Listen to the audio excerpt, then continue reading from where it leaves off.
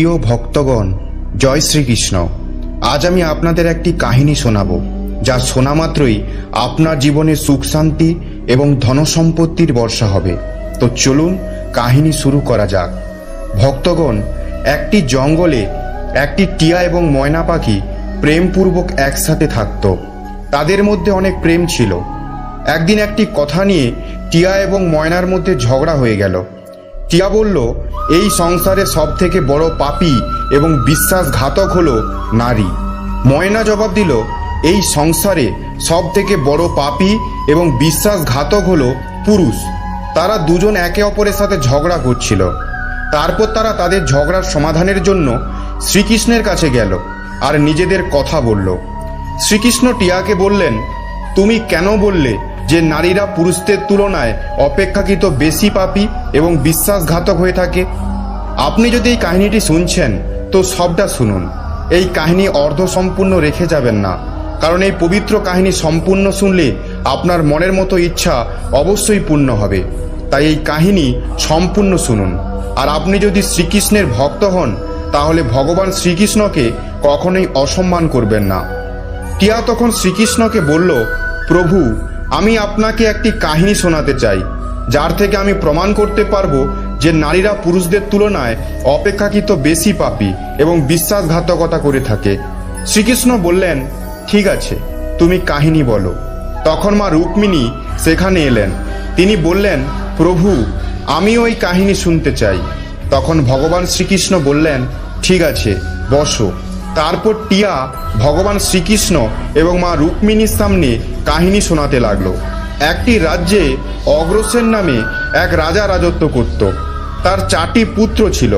তারা প্রত্যেকেই খুব সাহসী এবং প্রতাপশালী ছিল। কিন্তু সবথেকে বড় পুত্র, যার নাম চন্দ্রসেন ছিল, তিনি শুধুমাত্র প্রতাপশালী নন, খুব সুন্দর দেখতে ছিল। তার স্ত্রী চন্দ্রপ্রভাও খুব সুন্দর এবং রূপবতী ছিলেন। সে নিজের স্ত্রীর থেকে অন্য কাউকে বেশি সুন্দর ভাবত না। একদিন রাজা অগ্রসেন তার পুত্র চন্দ্রসেনের একটি কথায় রেগে গিয়ে তাকে রাজ্য থেকে বেরিয়ে যাওয়ার আদেশ দিলেন। রাজার এই আদেশ শুনে সবাই এই কথায় চিন্তিত হয়ে গেল। তারপর চন্দ্রসেন নিজের মহলে গেল এবং উদাস হয়ে গেল। চন্দ্রসেনকে উদাস দেখে তার স্ত্রী জিজ্ঞাসা করল, প্রাণনাথ, আপনি উদাস কেন? আপনি এত দুঃখী কেন? রাজকুমার হয়েও আপনি এত চিন্তিত কেন? তখন চন্দ্রসেন ভাবতে লাগলো, আমি অনেক খারাপ কাজ করেছি। আর সে তার নিজের সমস্ত কথা তার স্ত্রীকে বলল। সেই সময় তার স্ত্রী অজ্ঞান হয়ে গেল। তখন দাসীরা চন্দ্রপ্রভার ওপর গোলাপ জলের ছিটে দিল। তারপরে তার জ্ঞান ফিরল। জ্ঞান ফিরে চন্দ্রপ্রভা তার স্বামী চন্দ্রসেনকে বলল, আপনি আমাকে ছেড়ে অন্য প্রদেশে চলে যাবেন। আমি আপনাকে ছাড়া কিভাবে বাঁচব? আমিও আপনার সাথে যাব। এখন রাজকুমার চন্দ্রসেন বলল, তুমি আমার সাথে কিভাবে যাবে? কারণ অন্য প্রদেশে বিভিন্ন রকম সমস্যা হবে, আর তুমি নরম আর কোমল মনের, মহলে থাকা নারী, তুমি কিভাবে এই দুঃখ কষ্ট সহ্য করবে? তারপর রাজকুমার চন্দ্রসেনের কথা শুনে তার স্ত্রী চন্দ্রপ্রভা বলল, প্রিয়তম, যত দুঃখ অন্য প্রদেশে আসবে, আমরা একসাথে থাকলে তা সমস্ত সুখ বলে মনে হবে আমার। কিন্তু মহলের সুখ আপনাকে ছাড়া জঙ্গলের দুঃখর থেকেও ভয়ানক লাগবে আমার। আমি আপনার সাথে যাব। তারপর টিয়া বলল, প্রভু, চন্দ্রপ্রভার চোখে জল দেখে রাজকুমার চন্দ্রসেন ভাবল, ও আমাকে ছাড়া থাকতে পারবে না, তাই আমার ওকে ছেড়ে চলে যাওয়া ঠিক হবে না। এসব কথা ভেবে রাজকুমার চন্দ্রসেন তার স্ত্রী চন্দ্রপ্রভাকে বলল, তুমি উদাস হও না, আমি তোমাকে সঙ্গে নিয়ে যাব। এই কথা শুনে চন্দ্রপ্রভা খুশি হয়ে গেল। নিজের স্বামীর সাথে যাওয়ার জন্য তৈরি হতে লাগলো। পরের দিন সকালে তারা রাজ্য থেকে বেরিয়ে একটি জঙ্গলে পৌঁছালো। তারা চলতে চলতে ক্লান্ত হয়ে পড়ছিল। তখন একটি বট গাছের নিচে তারা বিশ্রাম করলো। তারা খুব ক্লান্ত ছিল। ঠান্ডা হাওয়ার কারণে তাদের ঘুম পেয়ে গেল। কিন্তু কিছু সময় পরে ওখানে একটি সাপ চন্দ্রপ্রভাকে কামড়ে দিল। তারপর টিয়া বলল, হে প্রভু, এরপর শুনুন। সাপ কাটার ফলে চন্দ্রপ্রভার যন্ত্রণা শুরু হলো। তখন চন্দ্রসেনের ঘুম ভেঙে গেল। সে চন্দ্রপ্রভাকে ছটপট করতে দেখল এবং একটি সাপকে সেখান থেকে চলে যেতে দেখল। চন্দ্রসেন অস্থির হয়ে গেল। তার কিছু সময় পর চন্দ্রপ্রভার মৃত্যু হয়ে গেল। এইভাবে তার স্ত্রীর মৃত্যু দেখে চন্দ্রসেন জোরে জোরে কাঁদতে লাগলো। তখন চন্দ্রসেন মনে মনে ভাবল, এখন যখন আমার জীবন সঙ্গিনী মারা গেছে, তাহলে আমি বেঁচে থেকে কি করব? আমিও এই জঙ্গলে নিজের প্রাণ ত্যাগ করব। এইরকম ভেবে সে চন্দ্রপ্রভার শবদেহের কাছ থেকে উঠে জঙ্গল থেকে কাঠ সংগ্রহ করতে লাগলো আর কেঁদে বলল, আমিও চন্দ্রপ্রভার চিতার ওপর জ্বলে মরে যাব। ঠিক ওই সময় স্বর্গ থেকে একটি দেবদূত এলো আর চন্দ্রসেনকে কাঁদতে দেখে তার মনে দয়া হলো। সে রাজকুমার চন্দ্রসেনের কাছে গেল আর জিজ্ঞাসা করলো, তুমি কাঁদছো কেন? তোমার কিসের দুঃখ? তখন রাজকুমার চন্দ্রসেন দেবদূতকে বলল, আমার নিজের দুঃখ বলার শক্তি নেই। আমি চাই এই পৃথিবী দুভাগ হয়ে যাক আর আমি তার মধ্যে ঢুকে যাই। তখন দেবদূত বলল, তুমি আমাকে তোমার সমস্ত অবস্থার কথা বলো, হয়তো আমি তোমাকে সাহায্য করতে পারবো। তারপর চন্দ্রসেন বলল, আমি একটা রাজকুমার, আমি রাজা অগ্রসেনের পুত্র। আমার পিতা আমাকে রাজ্য ছেড়ে চলে যেতে বলেছে, তাই আমি আর আমার স্ত্রী জঙ্গলে চলতে চলতে এখানে পৌঁছেছি। এখানে এসে আমার স্ত্রীকে সাপে কেটেছে এবং তার মৃত্যু হয়েছে। তাই আমি জঙ্গল থেকে কাঠ জোগাড় করছি, যা জ্বালিয়ে আমি তার চিতায় নিজের প্রাণ দেব। চন্দ্রসেনের কথা শুনে দেবদূত বলল, রাজকুমার, তুমি মূর্খ। এটা সংসার, এখানে মানুষের আসা যাওয়া চলতেই থাকে। সবাইকে একদিন না একদিন শরীর ত্যাগ করতেই হবে। তুমিও এটা জানো, এই সংসারে কেউ কারো সাথে আসে না, কেউ কারো সাথে যাবে না। তবুও তুমি মূর্খের মতো এরকম কথা বলছো। যদি তুমি জীবিত থাকো তাহলে অনেক রানী তুমি পাবে। তাই আমার কথা শুনে মৃত্যুর কথা ছেড়ে দাও। এই মানব শরীর প্রাপ্ত করার জন্য দেবতারাও ইচ্ছুক থাকেন। তাহলে তুমি এই শরীর কেন নষ্ট করতে চাইছো? এই প্রকার দেবদূতের কথা শুনে চন্দ্রসেন বলল, আপনি যা কিছু বলছেন তা সত্য, কিন্তু এইরকম পতিব্রতা স্ত্রী কোনো জন্মে পাবো না। তাই আমি ওর সাথে মরে যেতে চাই। চন্দ্রসেনের কথা শুনে দেবদূত ভাবল যে এও স্ত্রী ছাড়া থাকতে পারবে না। তখন দেবদূত চন্দ্রসেনকে বলল, রাজকুমার, তোমার স্ত্রীকে জীবিত করার জন্য একটি উপায় আছে। এবার তুমি আমার কথা মন দিয়ে শোনো। তুমি যদি এই কাজটি করতে পারো তাহলে তোমার স্ত্রী জীবিত হতে পারবে। তখন চন্দ্রসেন বলল, আপনি যা বলবেন আমি তাই করতে রাজি, শুধু আমার স্ত্রীকে জীবিত করে দিন। তখন দেবদূত বলল, তোমার স্ত্রীর আয়ু কেবল 20 বছরের ছিল, যা সে ব্যতীত করেছে। তোমার আয়ু 70 বছরের, যার মধ্যে 30 বছর কেটে গেছে। এখন আর 34 বছর পড়ে আছে, অর্থাৎ তুমি আর জীবনে 40 বছর বাঁচবে। তাহলে তুমি যদি তোমার স্ত্রীকে তোমার আয়ুর অর্ধেকটা দিয়ে দাও তাহলে তোমাদের দুজনেরই আয়ু সমান হয়ে যাবে। তুমি যদি এতে রাজি থাকো তাহলে তোমার স্ত্রী জীবিত হয়ে যাবে। এই প্রকার দেবদূতের কথা শুনে চন্দ্রসেন বলল, আমি রাজি। তখন দেবদূত চন্দ্রসেনের হাতে জল দিল এবং 20 বছর ধরে চন্দ্রসেনের স্ত্রীর পায়ে জল ঢালার প্রতিজ্ঞা করল। যখনই চন্দ্রসেন প্রতিজ্ঞা নিল যে সেই জল সে রানীর পায়ে ঢালবে, তখনই দেবদূত বলল, জল রানীর পায়ে ঢালার আগে আমার কথা ভালো করে শুনে নাও। এর মধ্যে একটি গুপ্ত রহস্য আছে। কিন্তু এখন তুমি তোমার স্ত্রীকে চাও, কিন্তু ভবিষ্যতে যদি তুমি তোমার স্ত্রীকে আর না চাও তাহলে তুমি তোমার সংকল্প ফেরত নিতেও পারবে। আর যখন তুমি এই সংকল্পটি ফেরত নিয়ে নেবে তখনই তোমার স্ত্রীর তৎক্ষণাৎ মৃত্যু হবে। আর একটি কথা সর্বদা মনে রাখবে, এই সংকল্পটি ফেরত নেওয়ার কথা কখনোই তোমার স্ত্রীকে বলবে না, না হলে তুমি তোমার সংকল্পকে কখনোই ফেরত নিতে পারবে না। সব সময় মনে রাখবে, জীবনে কিছু কথা অনেক সময় লুকিয়ে রাখা উচিত, কারণ কখনো কখনো এই কথাগুলি কাজে আসতে পারে। তারপর এইসব বলার পর সেই রানীর সামনে না এসে দেবদূত সেখান থেকে চলে গেল। চন্দ্রপ্রভা জ্ঞান ফিরে পেল। তখন চন্দ্রসেন তাকে বলল, তুমি ঘুমিয়ে পড়েছিলে আর খুব ক্লান্ত ছিলে, তাই আমি তোমাকে ঘুম থেকে ডাকিনি। এই প্রকার চন্দ্রসেন তার স্ত্রীর কাছ থেকে সব কথা লুকিয়ে গেল, যে তার স্ত্রীকে সাপে কেটেছিল আর সে মারা গিয়েছিল, আর তাকে জীবিত কিভাবে করলো। এসব কিছু রাজকুমার তার স্ত্রীর কাছ থেকে লুকিয়ে রেখেছিল। তখন এবার তারা দুজনে এগিয়ে গেল। কয়েকদিন পরে তারা দুজনে একটি সুন্দর স্থানে পৌঁছালো, যেখানে একটি ভিক্ষুকের কুটির ছিল। তারা যখন কুটিরের কাছে পৌঁছালো তখন দেখতে পেল একটি যুবক ভিক্ষুক সেখানে বসে সাধনা করছে। তারা দুজনেই খুব ক্লান্ত ছিল, তাই তারা ভিক্ষুকের কাছে বসে পড়ল। সেই সময় রাজকুমার তার স্ত্রীকে বলল, রানী, আমার খুব জল তেষ্টা পেয়েছে, আমি কুয়োতে গিয়ে জল খেতে যাচ্ছি। যদি তোমার তৃষ্ণা পেয়ে থাকে আমি তোমার জন্য জল আনবো। তখন রাজকুমারের কথা শুনে চন্দ্রপ্রভা বলল, আমার জল তৃষ্ণা পায়নি, আপনি জল খেয়ে নিন। এরপর চন্দ্রসেন জল খাওয়ার জন্য একটি লম্বা দড়ি নিয়ে কুয়োর দিকে গেল। যখন রাজকুমার জল খেতে গেল তখন রানী চন্দ্রপ্রভা সেই ভিক্ষুকের দিকে তাকালো। চন্দ্রপ্রভা ভিক্ষুকের সৌন্দর্য দেখে মোহিত হয়ে গেল, অর্থাৎ তার প্রেমে পড়ে গেল। তখন সে ভিক্ষুককে বলল, হে সাধু, আপনি এখানে খুব খুশিতেই থাকেন। ভিক্ষুক বলল, হ্যাঁ, তুমিও এখানে আমার সাথে থাকতে পারো, কিন্তু তোমার স্বামী তো তোমার সাথে আছে, তাহলে আমি কিভাবে তোমাকে আমার কাছে রাখবো? এরপর চন্দ্রপ্রভা ভিক্ষুকের সামনে তার প্রেমলীলা প্রকট করল। তখন ভিক্ষুক বলল, আমি একটা উপায় বলছি, যে তোমার স্বামী যে কুয়োতে জল খেতে গেছে সেই কুয়োতে তাকে ঠেলে ফেলে দাও, তারপর যা হবে দেখা যাবে। তখন ভিক্ষুকের কথা শুনে চন্দ্রপ্রভা বলল, ঠিক আছে, আমি এইরকমই করব। এরই মধ্যে রাজকুমার চন্দ্রসেন জল খেয়ে চন্দ্রপ্রভার কাছে এলো। তখন চন্দ্রপ্রভা বলল, এখন আমার জল তৃষ্ণা পাচ্ছে, আমাকে কুয়োর কাছে নিয়ে গিয়ে আমার তৃষ্ণা মেটাও। তখন রাজকুমার বলল, আমি তোমাকে আগেই জিজ্ঞাসা করেছিলাম, তখন তুমি বারণ করলে। ঠিক আছে, তোমার যদি সত্যি জল তৃষ্ণা পেয়ে থাকে আমি তোমার জন্য জল আনছি। চন্দ্রসেন জল আনতে গেল। তখন চন্দ্রপ্রভাও তার সাথে গেল। সে ভাবল, আমিও তোমার সাথে যাব। বেচারা চন্দ্রসেন তো তার প্রেমে পাগল ছিল। সে তো জানতো না যে তার স্ত্রী তার প্রাণ নেওয়ার জন্যই তার সাথে আসছে। যখন রাজকুমার চন্দ্রসেন জল ভরার জন্য কুয়োতে ঝুঁকলো তখন রাজকুমারের স্ত্রী চন্দ্রপ্রভা তাকে ধাক্কা দিয়ে কুয়োতে ফেলে দিল, আর সে নিজে ভিক্ষুকের কাছে চলে গেল।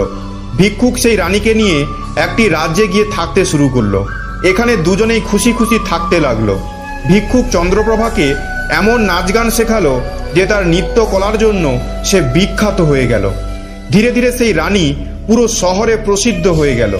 এইভাবেই চন্দ্রপ্রভার নৃত্যকলার দরুন ভিক্ষুক লক্ষ লক্ষ টাকা উপার্জন করলো। চন্দ্রপ্রভাও সেই ভিক্ষুকের সাথে খুশি খুশি থাকতে লাগলো। যে সময় চন্দ্রপ্রভা তার স্বামী চন্দ্রসেনকে কুয়োতে ধাক্কা দিয়েছিল তখন ভাগ্যক্রমে কুয়োতে একটি দড়ি ঝুলছিল, যার দ্বারা চন্দ্রসেন ধরে ফেলেছিল, আর সেটা ধরে সে কুয়োতে ঝুলছিল। ঈশ্বরকে স্মরণ করে সে ভাবল, এটাই কি আমার ভালোবাসার প্রতিদান? কিছু সময় পর একদল যাযাবর সেখান থেকেই যাচ্ছিল। তাদের মধ্যে একটা যাযাবর দড়ি নিয়ে কুয়োর থেকে জল তুলতে লাগলো। তখন চন্দ্রসেন সেই দড়িটি ধরে নিল। যাযাবর এটি দেখে অবাক হয়ে গেল আর জিজ্ঞাসা করল, তুমি কে? তখন চন্দ্রসেন বলল, আমি এক অভাগা, আমাকে এখান থেকে বার করো, আমার প্রাণ বাঁচাও, আমি সারা জীবন তোমার উপকার ভুলব না। এই কথা বলে রাজকুমার যাযাবরের কাছে তার প্রাণ বাঁচানোর অনুরোধ করল। তারপর রাজকুমার চন্দ্রসেনের দুঃখ দেখে যাযাবরের তার উপর দয়া হলো। তারপর সেই যাযাবর চন্দ্রসেনকে কুয়ো থেকে বার করলো আর জিজ্ঞাসা করলো, তুমি কে? তুমি কুয়োতে কিভাবে পড়ে গেলে? তোমার এমন অবস্থা কিভাবে হলো? তখন চন্দ্রসেন বলল, ভাই, আমার অবস্থা কিভাবে তোমাকে বলবো? যা সমস্যা আমার সাথে হয়েছে তা যেন কারো সাথে এমন না হয়। তখন চন্দ্রসেন বলল, যদি তুমি জানতে চাও আমার সাথে কি হয়েছে তাহলে আমি আমার কাহিনী তোমাকে বলছি। আমি একজন রাজকুমার, আমার পিতা আমাকে রাজ্য থেকে বের করে দিয়েছে, তাই আমি আমার প্রিয় স্ত্রীর সাথে একটি জঙ্গলে পৌঁছে গিয়েছিলাম। আমি আমার স্ত্রী একে অপরকে খুব ভালোবাসতাম। জঙ্গলে একটি সাপে আমার স্ত্রীকে কেটেছিল, যার ফলে তার মৃত্যু হয়ে গিয়েছিল। আমি যখন আমার স্ত্রীর কারণে মৃত্যুবরণ করতে যাচ্ছিলাম তখন একটি দেবদূত আমার উপর দয়া করলো এবং আমার আয়ুর 20 বছর আমার স্ত্রীকে দেওয়ার পর তাকে পুনর্জীবিত করেছিল। তারপর আমরা সেই জঙ্গল থেকে এগিয়ে একটা স্থানে পৌঁছালাম যেখানে একটি ভিক্ষুকের কুঠির ছিল। আমার তৃষ্ণা পাচ্ছিল, আমি জল খেতে গেলাম। যখন আমি ফেরত এলাম তখন আমার স্ত্রী আমাকে বলল তারও জল তৃষ্ণা পেয়েছে, তাই আমার স্ত্রী আমার সাথে কুয়োতে জল খেতে এলো। আমি কুয়ো থেকে জল তুলছিলাম, তখনই ও আমাকে পিছন থেকে ধাক্কা দিল। কুয়োতে ঝুলতে থাকা একটি দড়ি ধরে নিয়েছিলাম, যার কারণে আমি কুয়োতে পড়ে যাইনি। আর যখন আপনি এখানে এলেন তখন আপনার থেকে সাহায্য চাইলাম, এরপর আপনি আমাকে কুয়ো থেকে বার করলেন। তারপর টিয়া বলল, প্রভু, এভাবেই রাজকুমার তার দুঃখের কথা সেই যাযাবরকে বলল। আর এরপর চন্দ্রসেন তার দুঃখের কথা বলে চুপ হয়ে গেল। অন্যদিকে যাযাবর রাজকুমারের কথা শুনে দুঃখী হয়ে বলল, তুমি চিন্তা করো না, ভগবান খুব দয়ালু, তিনি তোমাকে অবশ্যই সাহায্য করবে, আর তুমি যদি চাও তাহলে কিছুদিন আমাদের সাথে থাকতে পারো। রাজকুমার চন্দ্রসেন সেই যাযাবরদের সাথে থাকতে রাজি হয়ে গেল। তারপর তাদের সাহায্যে সে ওই রাজ্যে পৌঁছালো যেখানে তার স্ত্রী চন্দ্রপ্রভা ও সেই ভিক্ষুক থাকছিল। সেই রাজ্যকে দেখে চন্দ্রসেন যাযাবরদের বলল, আমার ইচ্ছা তোমরা কিছুদিন এই রাজ্যে থাকো। তখন যাযাবর বলল, ঠিক আছে, তুমি যেমন চাও, আমাদের কোনো অসুবিধা নেই। তারপর রাজকুমার চন্দ্রসেন যাযাবরের কাছে বিদায় নিয়ে সেই রাজ্যে এলো আর নিজের কাজের খোঁজে চারিদিক ঘুরতে লাগলো। কিছুদিন পরে রাজকুমারের কঠিন পরিশ্রম দেখে একটি ব্যবসায়ী তাকে কাজে রেখে দিল। এইভাবেই রাজকুমার চন্দ্রসেন সেই ব্যবসায়ীর কাছে থাকতে আরম্ভ করলো। সে খুবই পরিশ্রম করে তার কর্তব্য পালন করত। এইসব দেখে সেই ব্যবসায়ী চন্দ্রসেনকে অনেক সম্মান দিল আর তাকে তার হিসাব নিকাশের কাজে রেখে দিল। এইভাবেই রাজকুমার চন্দ্রসেনের দিন খুশি খুশি কাটতে লাগলো। অনেক দিন কেটে গেল। এবার একদিন এই রাজ্যের রাজার সামনে চন্দ্রপ্রভার নৃত্যের আয়োজন হলো। রাজা সেই রাজ্যের সমস্ত ব্যবসায়ীদের সেই নৃত্য দেখার জন্য আমন্ত্রণ করেছিল। চন্দ্রপ্রভার নৃত্য শুরু হওয়ার আগে রাজ্যের সমস্ত ব্যবসায়ীরা সেখানে পৌঁছে গেল। চন্দ্রসেনও সেই নৃত্যকারের অনেক প্রশংসা শুনেছিল। সেও ভাবল তারও এই নৃত্য দেখা উচিত। তাই সেও ব্যবসায়ীর সাথে রাজার দরবারে পৌঁছে গেল। চন্দ্রপ্রভা অপ্সরাদের মতো নৃত্য করল এবং খুব সুন্দর গান গাইল। তার গান শুনে মহলের সমস্ত লোক অবাক হয়ে গেল আর অনেকে তাকে উপহার দিল। এছাড়াও রাজাসহ প্রজারা তার অনেক প্রশংসা করল। রাজকুমার চন্দ্রসেন তার হাতের একটি হীরার আংটি চন্দ্রপ্রভাকে উপহার হিসাবে দিয়ে দিল। এরপরে চন্দ্রপ্রভা সেই আংটিটি চিনতে পারল আর মনে মনে ভাবল, এ তো অনেক বড় আশ্চর্য। আমার স্বামী বেঁচে আছে আর ও এখানে এসেছে, তাহলে ও তো এবার আমাকে ছাড়বে না। আমাকেই কিছু করতে হবে যাতে ও মারা যায়। মনে মনে ভাবল, এবার আমি এখানকার রাজাকে একটি সুরেলা গান এবং একটি নৃত্য করে দেখাবো, যার দরুন তিনি খুশি হয়ে আমাকে কিছু চাইতে বলবেন। তখন আমি রাজার আদেশ নিয়ে তাকে মৃত্যু দিয়ে দেব। এরপর চন্দ্রপ্রভা একটি সুরেলা গান ও নৃত্য করে দেখালো। চন্দ্রপ্রভার গান ও নৃত্য দেখে রাজা খুশি হলো আর চন্দ্রপ্রভাকে বলল, আমি তোমার গান ও নৃত্যতে খুব খুশি হয়েছি, বলো তুমি কি চাও। তখন চন্দ্রপ্রভা বলল, আপনি যদি আমার গান ও নৃত্য দেখে প্রসন্ন হয়ে থাকেন, তাহলে সর্বপ্রথমে আমাকে প্রতিজ্ঞা করুন যে আমি যা চাইব সেটাই আপনি আমাকে দেবেন। তারপর চন্দ্রপ্রভা বলল, এই রাজসভাতে একটি চোর আছে, আমি চাই আপনি তাকে মৃত্যুদণ্ড দিন। রাজা বলল, তুমি সেই চোরকে আমার সামনে আনো। চন্দ্রপ্রভা চন্দ্রসেনের হাত ধরে টেনে তাকে রাজার সামনে নিয়ে গেল। রাজা তার সৈন্যদের আদেশ দিল, এই চোরকে জল্লাদের কাছে নিয়ে যাও আর ফাঁসি দিয়ে দাও। সেই সময় চন্দ্রসেনের ব্যবসায়ীও সেখানে পৌঁছালো। সে ভয় পেয়ে চন্দ্রসেনের কাছে গেল আর জিজ্ঞাসা করল, তুমি এই নর্তকীর কি জিনিস চুরি করেছ, যার কারণে সে তোমাকে মারতে চাইছে? চন্দ্রসেন বলল, মালিক, আমি কিছু চুরি করিনি। আপনি শুধু রাজাকে এই দুটি কথা বলে দিন, যার দ্বারা আমার প্রাণ বাঁচতে পারে। এবার চন্দ্রসেনের ব্যবসায়ী চন্দ্রসেনের কথা শুনে তার আরও বন্ধু ব্যবসায়ীদের কাছে গেল আর সবাই মিলে আলোচনা করলো। তারা সিদ্ধান্ত নিল, রাজা যদি ন্যায় বিচার না করে তাহলে আমরা এখান থেকে চলে যাব। আর এভাবেই সমস্ত ব্যবসায়ী রাজার কাছে গিয়ে বলল, রাজা, আমাদের মনিব নির্দোষ, কিন্তু আপনি তবু তাকে মৃত্যুদণ্ড দিয়েছেন আর সে আপনাকে দুটি কথা বলতে চায়। আপনি দয়া করে তার দুটি কথা শুনুন, তারপরও যদি আপনার মনে হয় ও দোষ করেছে তাহলে কে ফাঁসি দিয়ে দেবেন। কিন্তু সে বলতে চাইছে আমার মৃত্যুর আগে রাজা যেন আমার দুটি কথা শোনে। ব্যবসায়ীদের কথা শুনে রাজা বলল, ঠিক আছে, মনিবকে আনো। চন্দ্রসেনকে রাজার সামনে আনা হলো। রাজা বলল, তুমি যা বলতে চাও আমার সামনে বলো। তখন চন্দ্রসেন বলল, মহারাজ, আমি কি দোষ করেছি যার কারণে আপনি আমাকে হত্যার আদেশ দিয়েছেন? তখন তার কথা শুনে রাজা বলল, তুমি এই নর্তকীর জিনিস চুরি করেছ। তখন চন্দ্রসেন বলল, না মহারাজ, আমি এই নর্তকীর স্বামী। ও আমাকে কুয়োতে ধাক্কা দিয়ে ফেলে এক ভিক্ষুকের সঙ্গে পালিয়ে এসেছে। চন্দ্রপ্রভা বুঝে নিল যে এবার কথা অন্যদিকে চলে যাচ্ছে। তখন সে রাজাকে বলল, মহারাজ, ও মিথ্যে কথা বলছে, ওকে আমি চিনি না, এ তো আমার জিনিস চুরি করেছে, আমি শুধু এইটুকুই জানি। তখন চন্দ্রসেন বলল, ঠিক আছে মহারাজ, ও যদি আমার স্ত্রী না হয়ে থাকে, আমি যে আংটিটা ওকে দিয়েছিলাম সেটা যেন আমাকে ফেরত দিয়ে দেয়। চন্দ্রপ্রভা এই কথা মেনে নিল। চন্দ্রসেন বলল, ঠিক আছে, তুমি তোমার হাতে একটু জল নাও, আমাদের ন্যায় বিচার এই রাজসভাতেই হবে। চন্দ্রসেন বলল, তাহলে তুমি জল হাতে নিয়ে বলো, আমি তোমাকে যা জিনিস দিয়েছি তা তুমি আমাকে ফেরত দিয়ে দেবে। সেই কথা মতো চন্দ্রপ্রভা হাতে জল নিয়ে বলল, তুমি আমাকে যা জিনিস দিয়েছ আমি তা তোমাকে ফেরত দিয়ে দিচ্ছি। যখনই সেই হাতের জল তার পায়ে পড়ল তখনই চন্দ্রপ্রভা মারা গেল। এই দৃশ্য দেখে সেখানকার লোক অবাক হয়ে গেল। রাজা এসব দেখে চিন্তিত হয়ে চন্দ্রসেনকে বলল, এসব কি হয়ে গেল, সত্য কি আমাকে বলো। তখন রাজকুমার চন্দ্রসেন নিজের কাহিনী বলতে শুরু করলো। নিজের জীবনের সমস্ত কাহিনী খুলে বলল। তার রাজ্য ছাড়ার কথা এবং এখন পর্যন্ত হওয়া সব ঘটনা রাজাকে বলল। রাজা সব কিছু শুনে চন্দ্রসেনকে জড়িয়ে ধরল আর নিজের পুত্রীর বিবাহ চন্দ্রসেনের সাথে দিয়ে দিল। টিয়া বলল, প্রভু, আমি এই কাহিনীটি শুনেছি, তাই আমি নারীদের ঘৃণা করি। তাই আমি বলি যে নারীরা পুরুষদের তুলনায় অধিক পাপী এবং বিশ্বাসঘাতক হয়ে থাকে। এই কাহিনীটি সবাইকে অবাক করে দিল। মা রুক্মিণী বললেন, প্রভু, আমার মনে হয় টিয়া সত্য কথা বলছে, কিন্তু সমস্ত নারীর মধ্যে কিছু নারী ভালো, সংস্কারী, সৎ এবং পতিপরায়ণ হয়ে থাকে, কিন্তু পুরুষদের মধ্যেও এমন অনেকে আছে যারা পাপী এবং বিশ্বাসঘাতক। তখন ভগবান শ্রীকৃষ্ণ বললেন, ময়না, তুমি বলো, তুমি এই কথাটি কিভাবে প্রমাণ করবে? ময়না বলল, আমিও একটি কাহিনী শোনাবো, যার দ্বারা স্পষ্ট হবে নারীর তুলনায় পুরুষরা বেশি পাপী এবং বিশ্বাসঘাতক হয়ে থাকে। একটি গ্রামে একটি পরিবার থাকতো, যারা খুব বড় লোক ছিল।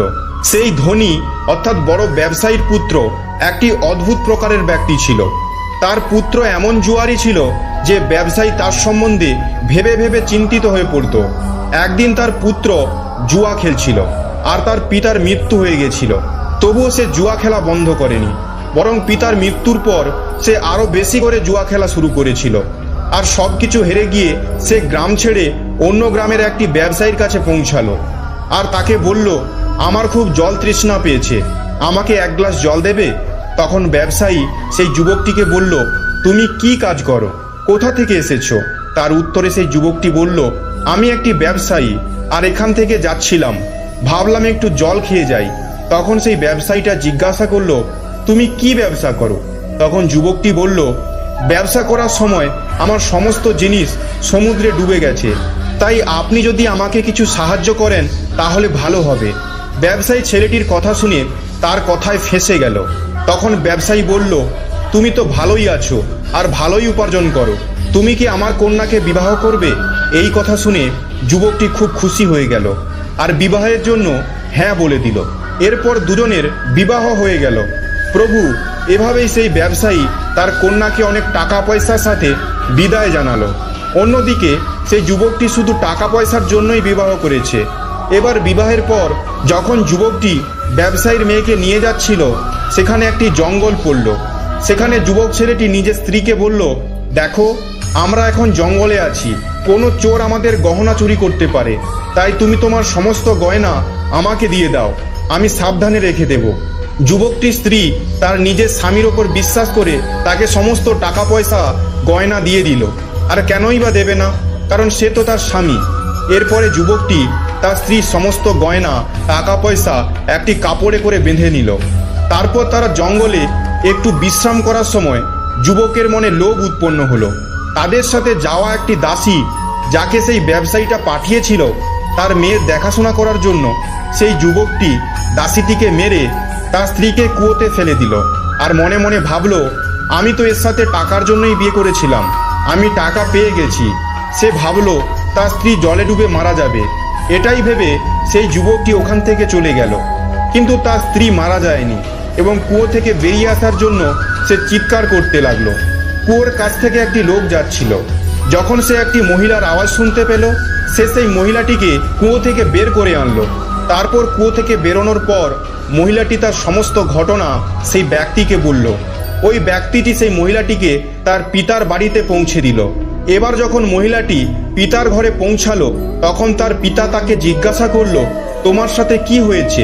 মহিলাটি বলল, বাবা, জঙ্গলে কিছু চোর আমাদের ওপর হামলা করেছিল আর দাসীকে মেরে দিয়েছে, আমাকে কুয়োতে ফেলে দিয়েছে, আর স্বামী কোথায় আছে কিছুই জানি না। তার কথা শুনে ব্যবসায়ী বলল, চিন্তা করো না, ভগবান সব ঠিক করে দেবে। ময়না বলল, প্রভু, এই দুনিয়াতে পুরুষই বিশ্বাসঘাতক এবং পাপী হয়ে থাকে। এবার আপনার হাতে ন্যায়ের বিচার আছে। আমিও আপনাকে একটি কাহিনী শোনালাম, আর টিয়াও আপনাকে একটি কাহিনী শুনিয়েছে। এবার আপনি নির্ণয় করুন। এখন টিয়া এবং ময়নার কাহিনী শুনে ভগবান শ্রীকৃষ্ণ বললেন, ঠিক আছে টিয়া এবং ময়না, আমি তোমাদের কাহিনী মন দিয়ে শুনলাম। এবার আমি নির্ণয় করব এই সংসারে পুরুষ এবং নারীদের মধ্যে কে সব থেকে বেশি পাপী এবং বিশ্বাসঘাতক হয়। এটা আমার কাছে স্পষ্ট হয়ে গেছে। শ্রীকৃষ্ণ উত্তর দিলেন, নিঃসংকোচেই এটাই সত্য যে মানুষের ভাবনা মানুষত্বের থেকেও নিচে নেমে যেতে পারে।